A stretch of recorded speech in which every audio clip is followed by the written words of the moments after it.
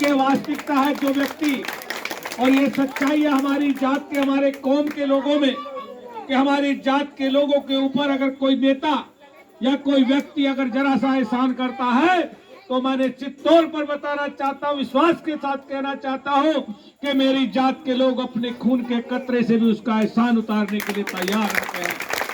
जहां तक हमारे पूर्व वक्ता हमारे भाई कुछ अपने शब्दों में उल्लेख कर रहे थे, 70 रुपए 50 रुपए की बात कर रहे थे, मैं उनकी बात का खंडन करते हुए ये बताना चाहता हूं प्रधान जी कि जैसे जज्बात इस गांव के अंदर मुझे देखने को मिल रहे हैं, जैसा एहसान अखिलेश जी ने गांव के लोगों पे किया है, तो मैं समझता हूं कि 70-50 रुपए में बिकने वाला कोई नहीं है। ये आप गलत आरोप लगा रहे थे।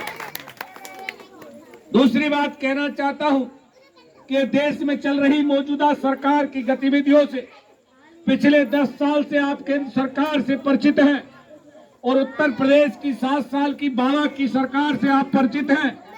आपने देखा होगा, आपने सुना होगा और आप बरत रहे हैं, भली भांति जान रहे हैं कि उत्तर प्रदेश का बाबा मुख्यमंत्री कितना अच्छा झूठ बोल लेता है और देश का प्रधानमंत्री उससे भी अच्छा झूठ बोल लेता है।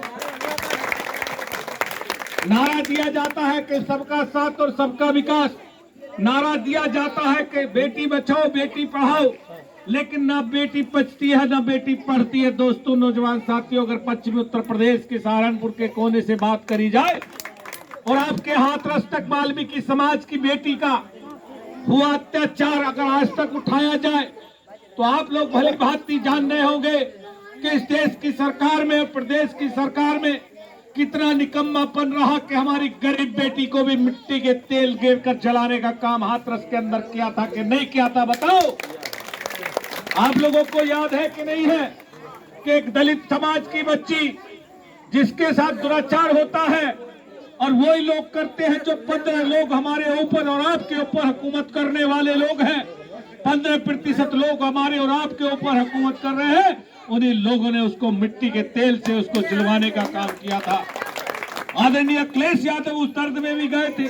अगर कश्यप बाथम समाज की बात करी जाए तो मैं बताना चाहता हूं हाल की घटना जनपद मुजफ्फरनगर की, कन्या भवानी का रूप रखने वाली 6 वर्षीय बच्ची के साथ दरिंदगी होती है और आज उस घटना को लगभग 3 माह होने को आए, 3 माह में आज तक भी आरोपी की गिरफ्तारी भारतीय जनता पार्टी नहीं कर पाई। बताओ कैसे बेटी बचेगी और बेटी नहीं बचेगी तो कैसे पढ़ेगी, बताओ आप मुझे।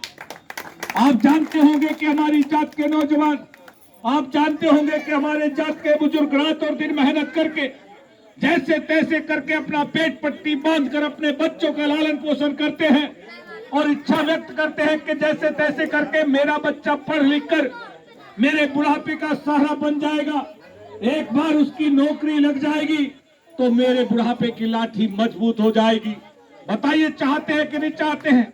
और रात और दिन मेहनत करने के बाद, पेट पट्टी बांधने के बाद, जब मेरा भाई, मेरा भतीजा, मेरा बेटा पढ़ लिख कर उस लायक होता है तो उसको लाइन से बाहर कर दिया जाता है या पेपर आउट कर दिया जाता है, हमारे पेट पे लात मार दी जाती है। नौजवान साथियों, मैं आपको बताना चाहता हूं कि आप लोग जानते होंगे कि जैसे कि दलित समाज के हमारे भाई हैं, आप देखते हैं कि हमारी माताएं बहनें, हमारे परिवार की बच्चियां जैसे तैसे दूसरों के खेतों में जाकर अपने मवेशियों के लिए चारा लेकर आती है और कितनी यात्राएं पूरे दिन झेलती है। किसान क्या कहता है, मजदूर से क्या कहा जाता है, हमारी माताओं बहनों को कितनी यात्राएं दी जाती हैं और तब कहीं जाकर अपने मवेशियों को चारा डालकर दूध बेचकर बच्चों का लालन पोषण करती है। नौजवान साथियों, मैं बताना चाहता हूँ ये यात्राएं हमारी माताएं बहनें झेलती हैं। अगर हमारे समाज को आरक्षण मिल गया होता, जो बाबा मुख्यमंत्री ने 2017 में कहा था कि उत्तर प्रदेश के अंदर जैसे ही सरकार बनेगी तो बाथम कश्यप समाज को मैं हर सूरत में आरक्षण देने का काम करूंगा, लेकिन आप लोगों को आरक्षण नहीं, सिर्फ आपको जुमला मिलने का काम हुआ। बताइए कि जुमला मिला कि आरक्षण मिला? आप जानते हैं कि अगर आपको आरक्षण मिल जाएगा, अगर हमारी जात के परिवारों को आरक्षण मिल जाएगा तो निश्चित तौर पे बताना चाहता हूं कि हमारी जात का बच्चा इंग्लिश मीडियम स्कूल चला जाएगा, हमारी जात का दरोगा बन जाएगा, हमारी जात का भी सिपाही बन जाएगा, हमारी जात का एसडीएम बन जाएगा, हमारी जात का भी डीएम बन जाएगा, हमारे भी खेत खलियान होंगे, हमारी भी माताएं बहनें अपने खेतों में जाकर शान के साथ अपने खेतों में मेहनत करके अपने परिवार को चलाने का काम करेंगे। दोस्तों मेरे साथियों, ये लगाइए कि भारतीय जनता पार्टी देश का संविधान खत्म करने की नियति पर है, चाहती है कि देश का संविधान खत्म हो जाए तो इन दबे कुचले लोगों का, बाथम समाज के लोगों का, कश्यप समाज के लोगों का, इनके मुंह के निवाला छीनने का काम हो जाएगा। लेकिन आज तक इस सरकार ने आपको देखा नहीं है, जब भी कहा तो आपसे झूठ बोलने का काम किया और आपका वोट लूटने का काम भारतीय जनता पार्टी ने करने का काम किया है। आप बताइए कि आपके सामने आपकी जाति को आरक्षण का दिया जाता है जुमला, आरक्षण नहीं मिलता है और कहते हैं मोदी जी के बेटी बचाओ बेटी पढ़ाओ कहते हैं। मोदी जी कहते हैं कि सबका साथ और सबका विकास। देश के अंदर कोरोना जैसी गंभीर बीमारी आती है, मोदी जी नोट बंद कर देते हैं, कहते हैं काला धन तुम्हारे लिए लेके आऊंगा, काला धन लेके आऊंगा और सबके खाते में 15-15 लाख रुपए भिजवाऊंगा। मैं माता जी से जानना चाहता हूँ, ये बुजुर्ग माता बैठी है आपके और हमारे बीच में, देखिए कितनी उम्र की है, क्या ये बता सकती है कि आपके खाते में 15 लाख रुपए आए? माता जी बताओ किसके खाते में 15 लाख रुपया आया? एक जवान एक खड़ा होकर बता दीजिए।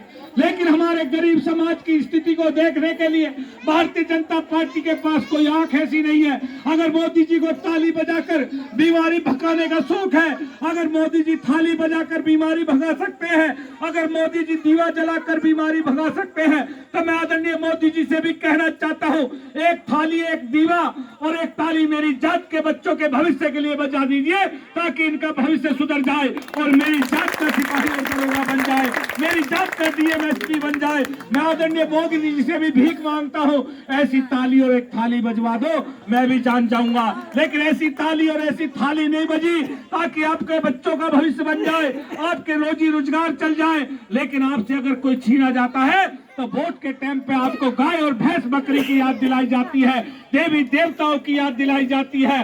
भगवान तो हमारे सबसे बड़े हमारे माता पिता होते हैं, जो हमें जन्म देते हैं और पाल पोस कर इस धरती पर लाते और बड़ा करते हैं। सबसे बड़ा माता पिता, माता भगवान देवता कौन होता है बताओ? माता पिता होते हैं कि नहीं होते हैं? तो हमारे घर में हमारे माता पिता हैं, हमारे घर में हमारे भाई हैं। अगर हमें रोजी रोजगार मिलेगा, बताइए राशन मुफ्ती का चाहिए कि रोजगार चाहिए? रोजगार चाहिए। बोलो क्या चाहिए? अगर रोजगार पाना है तो भारत का संविधान बचाना है, अपने पूर्वजों का मान सम्मान बचाना है। अगर आपको रोजगार पाना है, अगर अपना हक अधिकार पाना है, तो आपको भारत का संविधान बचाना है। और भारत का संविधान तब बचेगा जब आप एक एक वोट साइकिल के चुनाव निशान पर डालने का काम करेंगे। एक एक वोट 13 तारीख में आदरणीय अखिलेश यादव को, गठबंधन के प्रत्याशी माननीय अखिलेश यादव को दे देना। निश्चित तौर पर आपका संविधान बचेगा, बहन बेटियों का सम्मान बचेगा, भाइयों को रोजगार मिलेगा। निश्चित तौर पर वादा करने के लिए आपके गांव नगरिया में आया हूं। मैं आप लोगों से भीख मांगता हूं कि हमारे पूर्वज बाबा साहब भीमराव अम्बेडकर का संविधान बचा लीजिए, अपने बहन बेटियों का इज्जत बचा लीजिए, अपने परिवार के बच्चों को नौकरी दिलवा लीजिए। अगर आपको नौकरी दिलाना है तो आपको साइकिल के चुनाव निशान पर मोहर लगाना है। अगर आपको बच्चों का भविष्य बनाना है तो आप लोगों को आने वाली 9 तारीख में भट्टा पे